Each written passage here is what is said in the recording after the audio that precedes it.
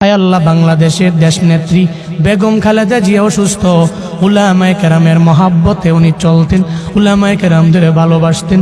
আল্লামা সাইদি রাহিমাহুল্লাহকে অনেক ভালোবাসতেন। আয় আল্লাহ, আলেমদের মহাব্বত করতেন। আপনার বান্দি মুমূর্ষ অবস্থায় আছে। আয় আল্লাহ, মনে হয় মরে যাবে এমন একটা হালাত। আয় আল্লাহ, এই ক্লান্তি লগ্নে ওনার বাঁচার বড় দরকার। আপনি হায়াতে তৈয়্যিবা দান করে দেন আল্লাহ। আয় আল্লাহ, জীবনে উনি যে ভালো কাজগুলো করেছেন, আয় আল্লাহ, এই ভালো কাজের উসিলায় আপনি সিহতে আফিয়ত দান করেন। আয় আল্লাহ, সিহতে আফিয়ত আজলা কামেলা নসিব করে দেন আল্লাহ। আয় আল্লাহ, সারা দেশের মানুষেরা উনার জন্য দোয়া করে। কেন দোয়া করে? আয় আল্লাহ, ভালো মানুষের জন্য দোয়া করে।